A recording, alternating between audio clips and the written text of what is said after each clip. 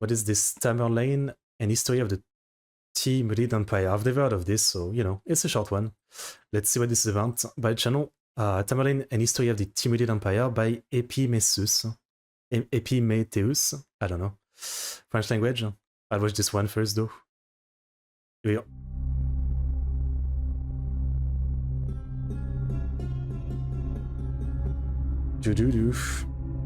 Transoxania is the land situated north of the Oxus River and south of the Jaxartes. It is the birthplace of one of the most successful and infamous conquerors ever to have lived. Born into an unimportant tribe in an obscure corner of the world with little prospects or connections, a young Timur turned to a life of petty crime, stealing cattle and sheep whenever he could. During one such attempted theft, he was shot in the hand and leg by an attentive shepherd. These injuries would never fully heal.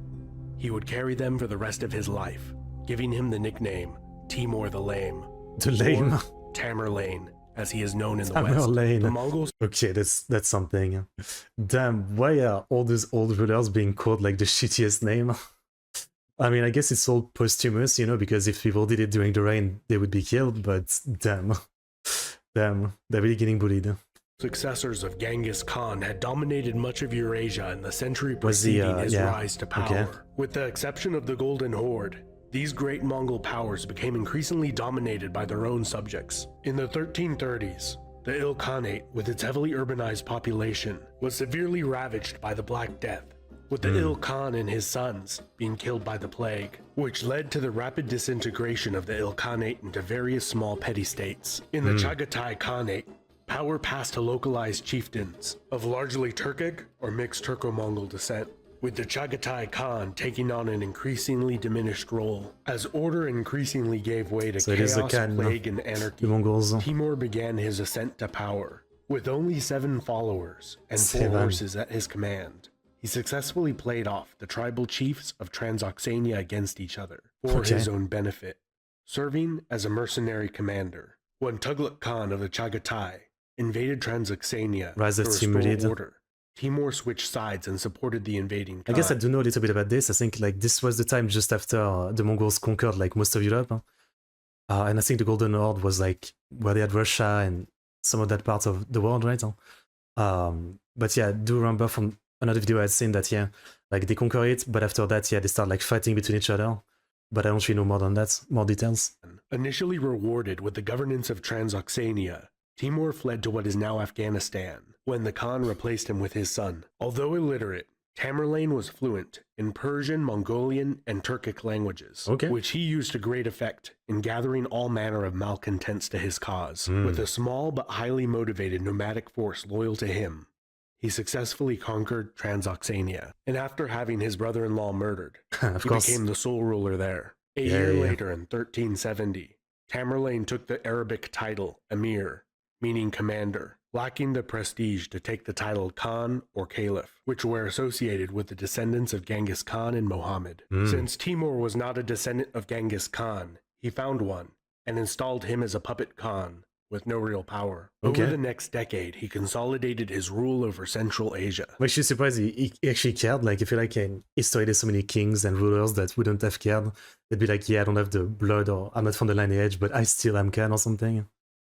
After accomplishing this, he then turned south, taking Khwarezm in Afghanistan in the late 1370s. He then moved west, easily sweeping aside the myriad of tiny emirates that had been squabbling over the ruins of the Ilkhanate. Throughout the 1380s, all resistance was brutally crushed. Many cities with formidable defenses surrendered without a fight, fearing being subjected to the sadistic slaughter that Tamerlane had become infamous for inflicting, such as mass beheading, burning, or burying alive of a city's population. In the early 1390s, Timur conquered Mesopotamia and Baghdad, the former capital of the Islamic world. Year after year, he continued to push westward, his only respite being the occasional campaign against the Golden Horde, who had raided the north. Timur was absolutely ruthless, cold, but brilliant conqueror. I see. As far as like Khan, I only know obviously Genghis and then Batu Khan, which I think is the one that conquered most of, you know, that side of Europe and all that. Of his realm.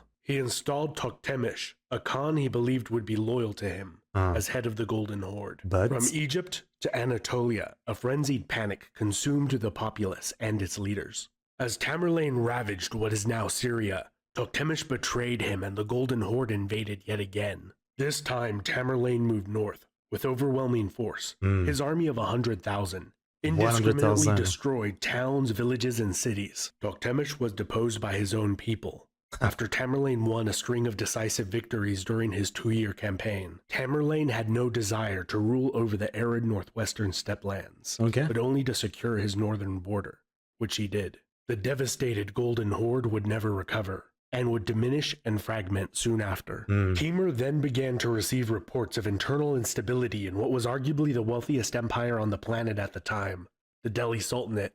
Taking advantage of this, he then carried out one of the greatest feats of pure destruction and accumulation of plunder in world history. In 1398, he crossed the Indus River and attacked the Delhi Sultanate without warning. Confronted with the Sultan's formidable force of elephants clad in chainmail with poison-tipped tusks, Tamerlane countered. Poison tusk? Do you really need to do that? Like, an elephant like attacking you with its tusk is already enough to murder you, no? I don't think you need to add poison to it. That's kind of overkill. That's video game thinking. Charging camels carrying piles of wood and burning hay on their backs. The flaming, screaming camels caused the elephants to panic and disperse in all directions. Tamerlane slaughtered many hundreds of thousands of soldiers and civilians during the campaign, killing 100,000 prisoners in a single instance. In less than 3 months, Timur captured Delhi and departed back to Samarkand, his army laden with the treasure of India, leaving the land in chaos and destruction. In Tamerlane's conquests, he routinely slaughtered the entire civilian population of a city, although he did spare scholars, engineers, and artisans, taking them back to beautify his capital city. Timur had declared that his campaign in India was a holy war, calling himself the Sword of Islam. But seen as his victims, from Anatolia to beyond the Indus River, were nearly all Muslims. The more appropriate description that became associated with him became the Prince of Destruction. The wrath of Tamerlane turned west yet again. Baghdad led Mesopotamia's cities in revolt, and as you might expect by this point. That's right. I did remember that. Eventually, the Golden Horde like starts to fight between themselves, and that's when Russia fights back. They start pushing them out and all that. I remember that. Ended with the city's population, but I had no idea it's because I guess it was weakened from like dealing with him. Tamerlane. I had no idea. Massacred. To the west of Timur's empire lay the Egyptian Mamluk Sultanate and the rapidly growing Ottoman Empire. Its Sultan, Bayezid, known as the Thunderbolt, had been besieging the surrounded city of Constantinople for 8 years. Bayezid also spent years exchanging letters with Timur, typically insulting each other's manliness. This likely contributed to Timur launching a full-scale invasion into Anatolia instead of Egypt, whom he was also at war with. Do we have like example of these letters? I wonder like what does it mean? Like what did it say? Did they already talk about dick size back then? Was that like the insult? You have smaller dick than me. You have smaller dick than me. I wonder what it was. Ultimately, the Battle of Ankara, where 2 massive armies clashed with heavy casualties on either side, and that's ended crazy for with the time, defeat and capture of Bayezid, who died while in captivity. Timur's ambitions only increased with his age. The next target on his hit list was Ming China, who had driven out their Mongol overlords. Likely in his 70s. I was about to say, like, I don't know if he wants to mess with China, but I guess he does. He set out on campaign to outdo Genghis Khan, connecting Anatolia to China. He planned for the remnants of the Chagatai Khanate and Mongols of the Eastern Steppe to join him in this campaign. That would be the crowning achievement of his life. It would not come to pass, as he fell victim to the common cold before crossing the Chinese border. The splendor and the horror of his life had come to an end. He was the last great nomadic conqueror before the age of gunpowder. During Timur's life, he directly caused the deaths of an estimated 7 to 20 million people. Millions? Really? How much was Genghis Khan? Is he worse than Genghis Khan? How much was Genghis Khan? Let me look that up. How many people died from Genghis Khan? Oh, okay, that's even more. I guess he was responsible for the deaths of as many as 40 million people. That's insane. I mean, I mean, you know, when you think about it, like the World War were bad, but I never realized the numbers were like that insane in terms of like because there was like an insane amount of deaths in the First World War and the Second World War, but you know, I always thought like that was so far ahead of like any wars that happened before that. Like if you look at deaths for World War One, it was 20 million, and then World War Two is probably more, right? 75 million, yeah. That was insane. But again, like Genghis Khan was like fucking 40 million. I had no idea. Like in my head, there was always like like there's like way less people back in ancient time, right? Like Earth's population really rose in the last 200 years or so, right?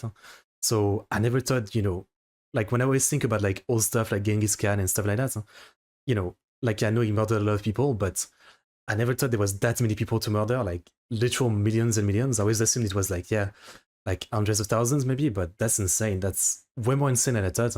Even this guy, like I've never heard of this guy in 7 to 20 million. Fucking hell. 5% of the world's population at the time. Following Timur's death in 1405, his family quickly fell into disputes that led to civil war, during which time many of the regional governors in the West gained independence. Tamerlane's son and grandson commanded the loyalty of most of the army. His son, Shahrukh, won the civil war and ruled for more than 40 years, during which time Samarkand became the center of Persian culture, as all the deported scholars, scientists, and artisans of the Iranian plateau had been moved to the city. Many scholars have called this period the Timurid Renaissance. Shahrukh also normalized relations with the Chinese, setting up embassies with them and trading often, and focused more on maintaining his fragile empire rather than waging wars of conquest. Shahrukh's son, Mirza Muhammad Shahrukh, was an accomplished astronomer, mathematician, and sultan that succeeded his father to the throne and became known as Ulugh Beg, meaning great ruler. Although his reign was short, his accomplishments in astronomy-related mathematics, trigonometry, and spatial geometry have gained him a lasting reputation. His life spent away from politics, focused on science, came at a cost. After putting down one rebellion, civil war erupted again. His son raised an army to depose him and was victorious. Ulugh Beg decided to surrender rather than continue the war. His son accepted, but within a short time, he ordered that his father be slain while making pilgrimage to Mecca. He then ordered that his brother be killed a few days later. His reign was only 6 months, as he was killed by his cousin, but he did earn the nickname Pater Kush, Father Killer, in the annals of history. The Timurid Empire's demise was slowed by a couple of competent rulers, but was slowly and effectively pushed back on multiple fronts, most notably by the Safavid Persians from the south and the Uzbeks from the north, who conquered the key cities of Herat and Samarkand. I said in Bronze Age story like Egypt, Babylon, and Assyria. Yeah, I mean, that's a pretty awesome part of the world. Yeah, Egypt especially. Like, I know quite a bit about the pyramid, but I don't really know much about like the very, very long Egyptian history, I guess. So that is a pretty cool part of the history, yeah. The newest Total War game. What is about that one? I haven't thought about it. Ending the great empire that a crippled livestock thief had built over a century before, the Timurid Empire saw the synthesis of Mongol, Persian... I guess, yeah, that is a crazy story. I mean, he was just like some normal guy with no like blood ties to any royalty. Oh, Pharaoh, interesting. Is it good? I know the Total War series has been like controversial for a while for not being that great anymore. Like, yeah, he was just like some normal dude, like a stealer that almost died from getting arrows. And then he started with like 7 people with him, and he ended up being like, you know, doing this crazy amount of stuff. I mean, still killed so many people, so he's kind of a piece of shit, obviously. You know, but as far as like a story of someone coming from nothing and getting at the top of the world, it is one of those, right? It is one of those.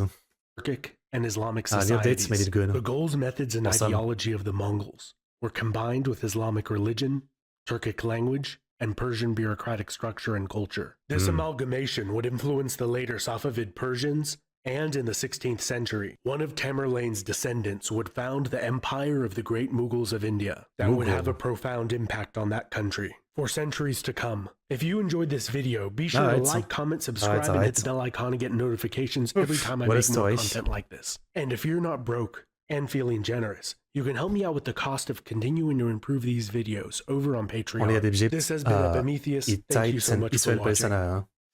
Okay, so there's more now? There's more? Okay, well, pretty interesting. It's crazy that I've never heard of him. I mean, you know, it makes sense when we've heard of Genghis Khan, right?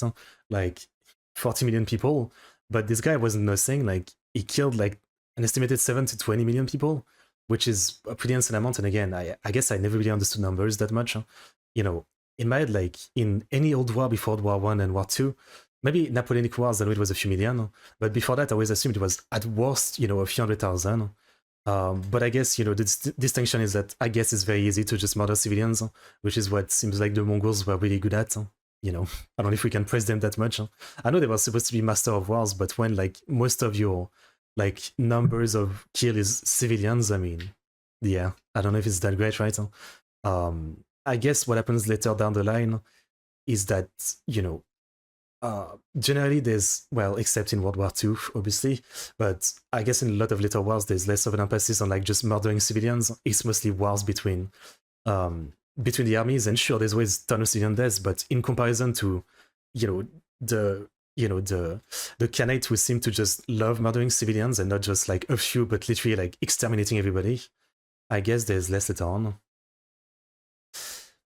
Greece, Assyria, and Babylon. Interesting.